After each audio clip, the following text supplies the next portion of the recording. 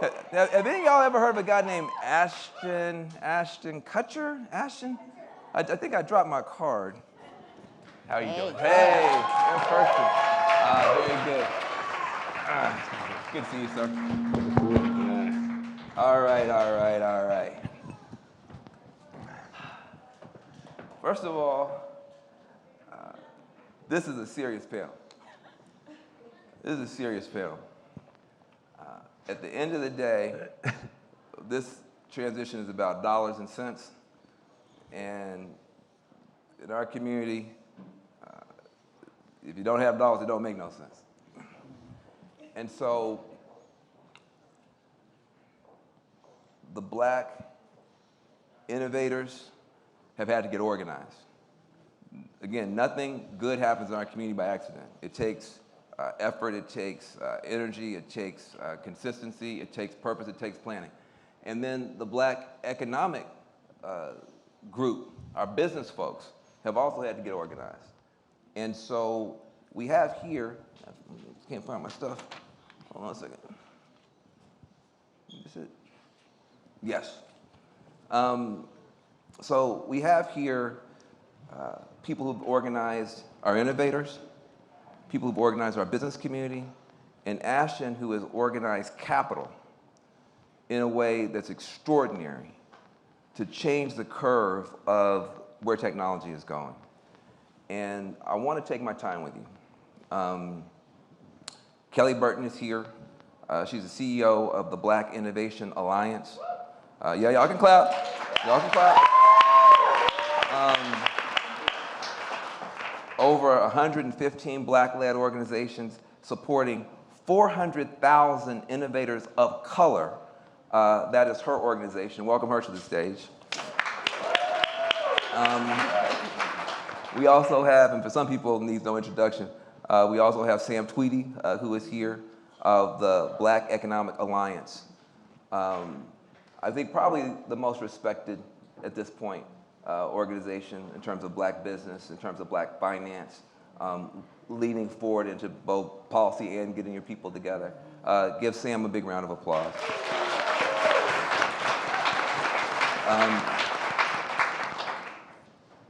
And then we're going to close with Ashton. And you might think to yourself, why are we going to close with a white boy? I'm going to tell you why. This is a serious dude. He wasn't born famous, and he wasn't born rich. He knows what government cheese is. He knows what food stamps are. He knows what that's like. He knows what those looks from your peer group hit like, sting like, cut like. And he fought his way into a position in this town that a lot of people ultimately get to, and then they stop. But when you've been poor, you know you can't stop. And he didn't stop. And he has, in the face of this AI wave, stepped forward and raised $200 million fund to insist that he has a place at the table in the direction of AI. And it shocked everybody that he would have the audacity to do it, and he's here to tell us how it got done. Ashton Kutcher is here tonight. Ashton Kutcher is here tonight. So, let me start with you. You just put out a new report. It's brilliant. Thank you. By the way, who was that? Mackenzie, how did you? This report is like deep. It's not just deep. Like, you know, little circle and graph. That's and right. Black folk are left out. I mean, you went deep. Talk about this report and a couple questions about it. Well, thank you, Van. So, can you hear her? Can you hear me? Can you hear me? Yeah. Awesome. You sure? Okay, go ahead. Go ahead. First of all, shout out to my East Coasters. East Coasters in the house. Anybody feeling the whole? Feeling the 12:30? So I'm going to do my best to stay coherent up in here, because it's past my bedtime. But so Black Innovation Alliance, National Coalition, supporting 116 organizations. We're actually in the process of onboarding another 70. Wow. So thank you. We need an organization. And these are Black-led accelerators, incubators, venture studios. Shout out to Melinda Weeks Laidlow, Beautiful Ventures, who's one of our members. So the recent report that we put out is titled BLADE, Black Liberation and the Digital Economy. And we decided to launch the initial report last year because we were seeing the disparities with content creators and influencers. But what we have learned since launching the report, and we did the second edition, which was released last week, has literally blown our minds. So our research partner is Plexus, who is another member of BIA. Y'all familiar with the plug, Sherelle Dorsey? So her team came on to support this effort. And when she sent me the draft, I had to read it 2 or 3 times. And I sent it back. I said, I need y'all to validate, triple validate this data before we release it out in the world, because it is a game changer. Talk about it. So BLADE focuses on digital entrepreneurship. As far as we know, we are the first organization to ever do any research on digital entrepreneurship. If you find out different, let me know. So when we say digital entrepreneurship, what do we mean? We mapped the various domains because we found that folks were increasingly making money online. And we wanted to better understand what were the supports and services that these folks needed in order to scale their business. So it's content creators, it is developers, esports, gaming. We wanted to figure out, okay, so what are the various lanes and how are folks making money? And essentially what we found is that we interviewed about 900 Black digital entrepreneurs, which was wild. 23% of them were venture-backed, which is crazy, right? We probably have the largest survey of Black venture-backed founders in the country, 23% of that 900. This is in a landscape where Black folks get less than 1% of VC, which is wild, okay? We found that these businesses are more likely to be profitable, not just compared to other Black businesses, but compared to all small businesses. We be hustling. We be hustling. They are more sustainable, they last longer, they are driving positive net worth, and people have comfortable lifestyles. So the reason that this is a game changer is because if you exist in this tech entrepreneurship space, there is really one conversation, and that's the unicorn conversation. And everybody's trying to figure out what is their lane to become a unicorn. Unicorn meaning like $1 billion company. $1 billion, having $1 billion exit. Everybody can't be a unicorn, but everybody can have a digital business. And if Black folks can be early adopters in this space in the same way we've been with crypto, right? Because 40% of Black folks under 40 own crypto. Now we can say that took a left turn, but I think it speaks to a propensity for Black folks to jump in on emergent technology, and that's a good thing. So if we can figure out how to lean heavily into digital entrepreneurship, that is our best bet for actually closing the racial wealth gap. Beautiful.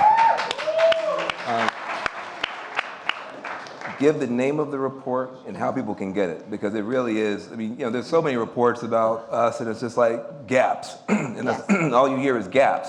Yes. And this is about success. That's right. This is about excellence. This is about outperforming. That's right. And therefore some hidden value. But the name of the report and how people can get it. BLADE Blueprint, and you can get it at blackinnovationalliance.com. BLADE Blueprint. BLADE Very, very good. Black Liberation and the Digital Economy. I love it. Black liberation. Oh, Tiffany.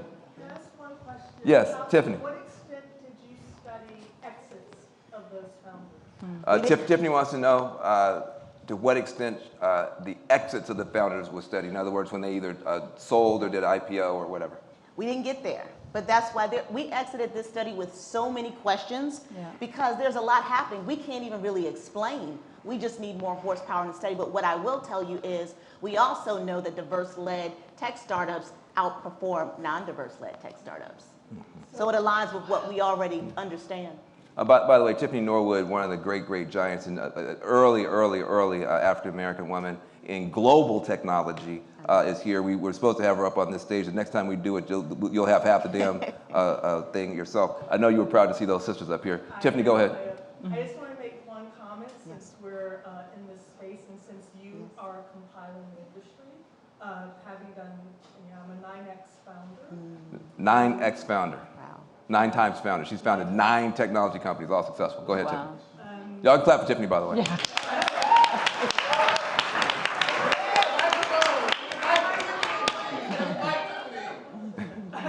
One thing I just want to make sure everyone's aware of as more and more people get into the startup world, especially venture-backed, is that there's a lot of shenanigans. There are big terms And in particular, look out for the liquidation preferences, because when you go to exit, you can find, because as founders, especially if you've only done one company, you're focused on the equity. Oh, I still own 51% of the company. I still own X, percent of the company.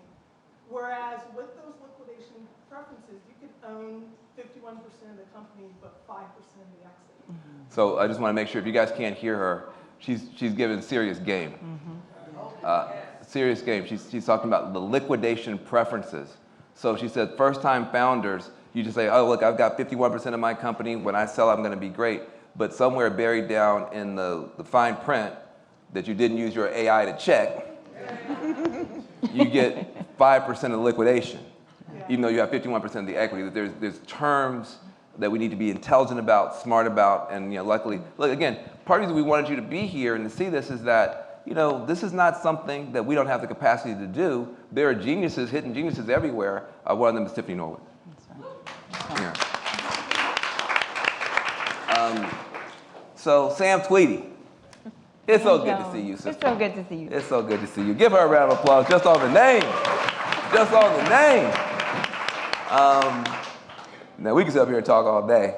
Let me see what question they gave me to ask you. Talk. I don't even need a question. Just talk. All right. Just be Sam Tweedy. First of all, Just be Sam Tweedy. I'm going to start with a thank you that is as human as it gets. There is nothing artificial or very intelligent about this. You have fundamentally changed work travel in my life. How so? Anyone else have little kids? Anyone else have little kids who grab your leg when you try to walk out the door, right? Anyone else who they hear you're going across the country? I'm a Brooklyn girl coming to LA. They barricade the door, don't want to let you out? Okay, that's my son. He just turned 5. So his relationship with Black Panther is not like ours. Ours is deep and tried and true, right? His is new and fresh and new love, obsessive. Yes. 1 week ago, my beauty, Evers, was Black Panther for Halloween. So he says, Mama, where are you going? I said, Los Angeles. He was about to run to the door. He said, why? I said, I'm gonna help make Wakanda real. And he's a bright kid though, so he looked at me, he's like, no, you're not. He's like, Mama, what? He's like, you're just Mama. I turned my computer, and there was Van in his whole, have you seen this picture, right? In the whole costume? The boy helped me pack. What? Hey, you got a trick now. He helped me pack my suitcase. So now that's the only place I go. I go to Make Wakanda Real, and now the kids, it's so that's my first thank you. But my second thank you is for this space, and I know it's been said, but it bears repeating. So, and sometimes life happens in a certain way for a reason. So I'm the CEO of the Black Economic Alliance.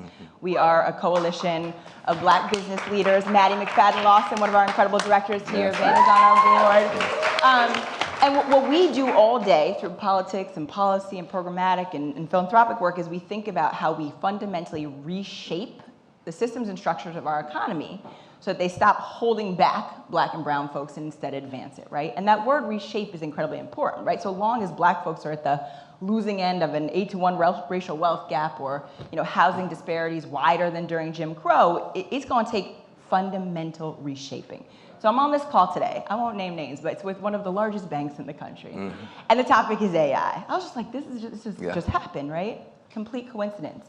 And there are Black and brown leaders giving advice on this call for how do we think about ensuring, yada, yada, yada, right, that AI. The furthest we got in that conversation was a question of how do you protect against the worst harms, right? Like the things we've been talking about today.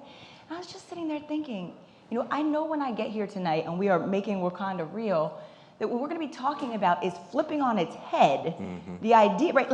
We're not sitting in this room talking about how we are reshaping. For once, we're talking about how we are shaping. Shaping. And I don't want to lose that. And you pulling us together to think at this early stage about what that means is just so incredibly important. So that's my second thank you. And what I think was probably on your card was to ask me about policy, and so I'm going to go there. And it's just the same exact through line, which is I think we all have to be very, very careful that we don't get stuck in what we are so used to as the paradigm of our day-to-day existence, which is we have to protect. We're thinking about AI and criminal justice and housing and health, and we're thinking, how do we make sure that there are policies that are going to create accountability and transparency that are going to prevent the worst from happening? But are we spending enough time asking, what are the policies that are going to put us at the front of the line when it comes to this, right? So we all have to be, as creative as Will.i.am was sort of charging us to be, and thinking about how do we make sure that when who is on the list to get the subsidies, it's not just the big companies, right? It's the community institutions, right?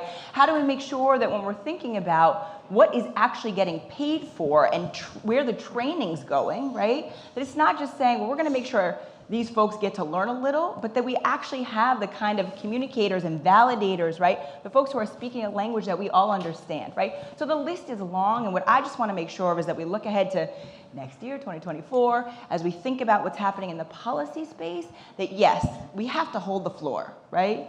This cannot hurt us. It has to help us.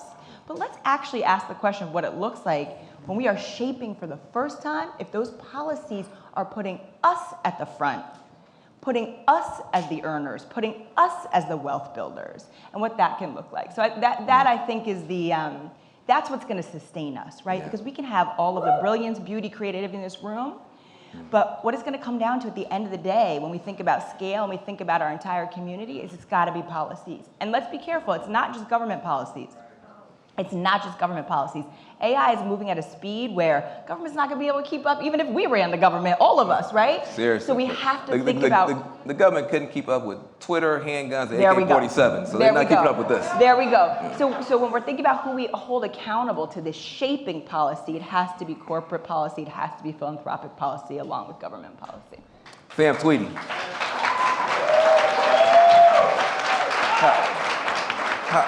How do people support your organization? Well, there are a lot of ways, and I think that's one of the beautiful things. The thing about BEA is what we recognize, if we're serious about in our lifetime changing the economic circumstance of our people, then it has to take everything. It has to take the political game, it has to take the policy change, and it has to take the on-the-ground entrepreneurship work, accelerators, et cetera. So just come talk to me, talk to Maddie, talk to Van, look us up. But what I want you to know is there is a place for you in this organization, because it's going to take all of us, it's going to take all of those levers to actually make change. That's awesome, thank you, appreciate you. So look,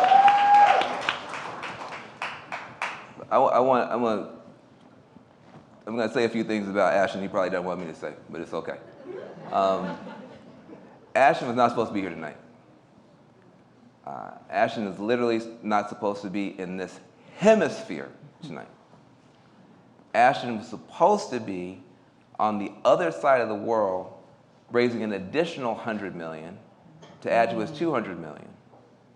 And I asked him if he would be here tonight.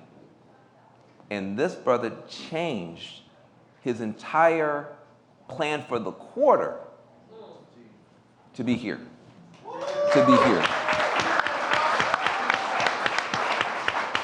Now, the reason I think it's important to recognize is that this term ally gets thrown around and gets kicked around and that type of stuff. Ash is not an ally. He's not an ally. See, an ally is somebody who has some completely different agenda from you, and you're trying to find the one little point of overlap where you can then try to ally. Somebody who's your ally is not going to change their whole quarterly plan to be here to help empower folks who need to be in the game. Ashton is actually trying to make the world fair. That's different. There's no favoritism in that. There's no pity in that. There's no, you know what I mean? It's not like, you know, I like partnership, not pity. You know, I like partnership, not pity. And you can partner with somebody when they have the same values and the same goals. And so my secret agenda, which I tell everybody, is I think we need to try to create about 1,000 more Will.i.ams, 1,000 more Ashtons, 1,000 more Joys, right? 1,000 more X's, right? 1,000, I didn't say 2, I said 1,000. And the only guy in this town who I know of who turned celebrity, which, you know, we have some in here, into $200 million to invest in AI is on this stage. So Ashton, first of all, in your own words, what made you decide to prioritize this? I'm not putting you on the spot. I love you. We know each other. But when we found out you were coming, because it wasn't, I mean, you would have come if you were just around the corner, but since you had to change so much, why is Making Wakanda Real something that resonated with you to be here tonight? Because I care about you. You're my friend. You asked me to come. I said I would come. Yeah. And when I say I'm going to do something, I do it. And I also think that, for me, this whole revolution that's happening with AI is the great equalizer. It's actually the great equalizer. This moment that's happening right now, I think we're all going to look back and go, do you remember before? And it's going to be wild. Because it's funny, when we first started investing like 15 years ago, it was like right at the dawn of Web 2. Everybody was getting mobile phones and these things were happening. And nobody was sure what was going to happen, but I was sure that I was in the club and everybody was down looking at a thing doing this, instead of looking at what I was like, why are you looking at your phone? Look at what's out here. And people were looking at their phone, and I'm like, this is happening. It's happening. And it was a Motorola two-way pager. It was a Sidekick, right? It was a Nokia. It was and then it was an iPhone, and then it was the Android. And there was these at the time it was BlackBerry, and there were like 5 operating systems. And these operating systems were these new things that suddenly everyone was on. And I went to school. I got a 3rd-degree burglary felony offense for breaking into my high school when I was 18. Oh, suck it now. And Just got real. I'll get back to the Motorola two-way pager, I promise.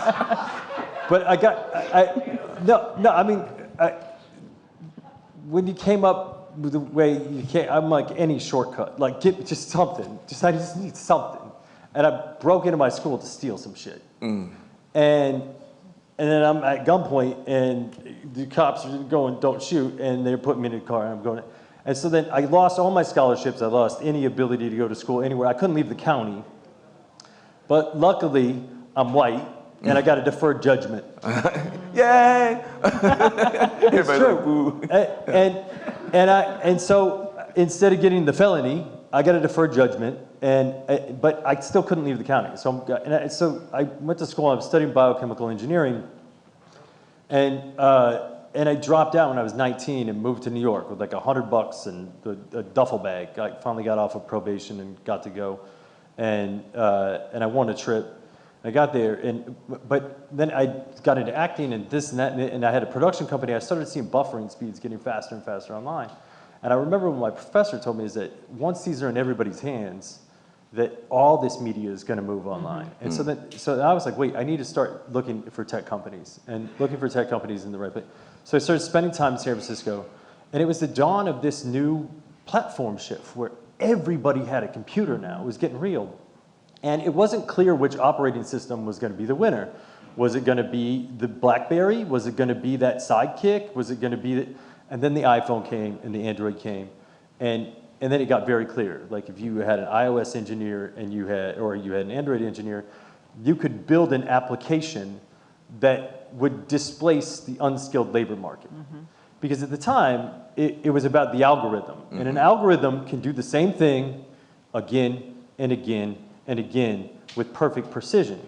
That is unskilled labor. Unskilled labor, you stand in the line like my dad did in the factory, and you do the same thing again, again, and again. And this is what was starting to happen with software and these applications. So then last year, almost this exact time, when GPT launched, it was like the light bulb went off. I was like, wait a second, we just commoditized intelligence.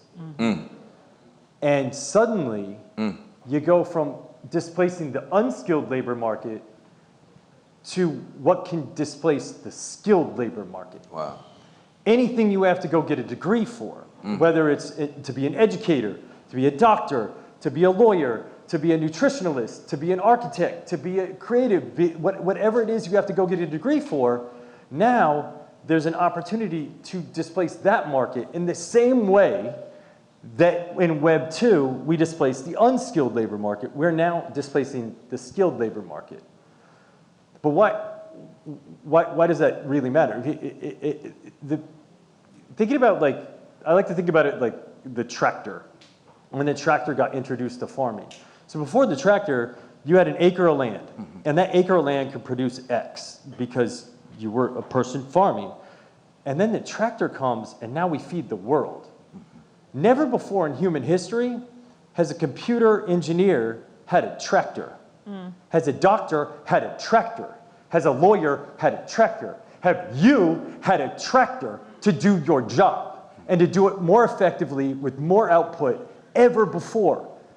And that's the great equalizer. Like if I couldn't afford the best doctor in the world when I was growing up as a kid, because how? The best doctor was getting used by the people that could pay the most for the best doctor. Now the best doctor in the world can have 10,000 AI agents working underneath it, and we can all pay $10 a month and have the best doctor in the world. Wow. Or the best lawyer in the world. I can get a criminal attorney on, I can get a tax attorney on, I can get an attorney for this on, and I can get him on today. I can get an appointment with my doctor today because I'm rich. But most people can't. But AI will be the great equalizer where everybody can get the best doctor in the world on. Everybody can get the best lawyer in the world. Everybody can get the best architect, everybody will have access. And we can either be at the front of the line, building that access for people, or be at the back of the line, hoping that it comes my way sooner or later. And I just think that it's important that people that actually care about one another, that care about equality, that care about humanity at its core, are the people that are building these tools. Wow. And are the people that are disseminating these tools. Because you look at a lot of these apps that are out there, and there's like 10 of them, or 5 of them, or 3 of them. But you look at like the search engine, there's Google. There's Google. Why? Why is there just Google? Because Google reinforces every time you use Google. And it's got a reinforcement loop, and it gets better. And the search results get better, and it gets better, and it gets better, and it gets better. These AIs are going to work the same way. Every time they get used, they're going to get better. And so the first mover advantage has never mattered more. And we have to be first. If we want to be at the front of the line, we have to be first. We have to move now, and we got to go. And so I saw this back in November, and I went, we got to go. Wow. We got to move now. We have to go now. And so we went and as quickly as we could, raised as much capital as we could, and we invested in OpenAI, and we invested in Inflection, the thing that Will was up here showing people, and we invested in Anthropic, the thing that was mentioned earlier that was hypothetically ruining people's lives, and we invested in Hugging Face, which is the open source.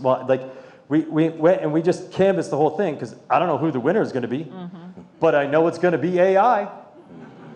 So I'm not trying to be so smart. I'm just trying to use whatever access I have to make sure that when we get to the point where these applications start coming out, that they're coming out in the right way, where everybody has access and it's fair. Hey. Look.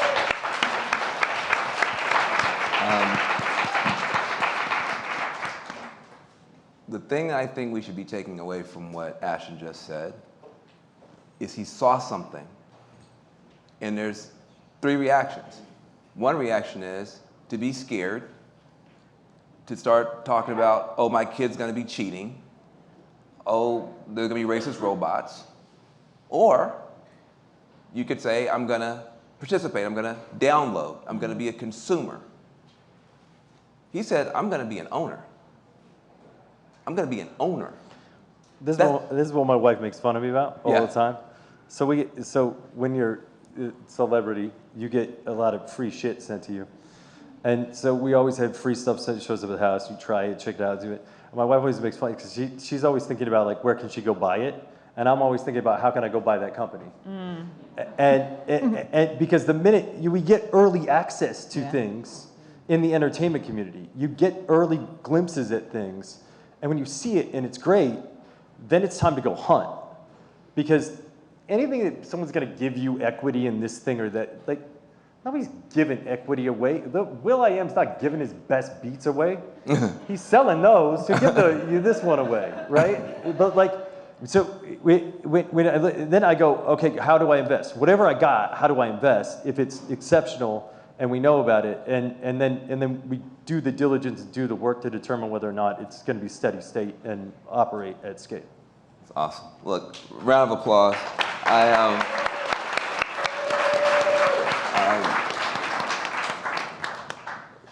We're going to close the panel. We're going to close the event. This panel is important. There are models of entrepreneurship that our folks are already doing that at least are creating a decent living and out-competing, out-performing. That's right. That's not a part of the narrative. That's right. That's not a part of the conversation. It needs to be. Some of our best businesses, finance folks are already organized. You know, black people never organize. We're already organized because of Sam. And there's an election coming up. We need to make sure that we aren't talking about the same old policies. Look, I'm a criminal justice guy. I'm a police reform guy. I love all that sort of stuff. But there's some new laws and new policies that are completely different that we need to be thinking about. And so we have some help and support in that. And then there's also the opportunity to become owners and to think about what it would mean for us. Look, if Ashton can go out and raise $200, $300 million, is it possible for there to be a sidecar effort of a similar size that African Americans put together?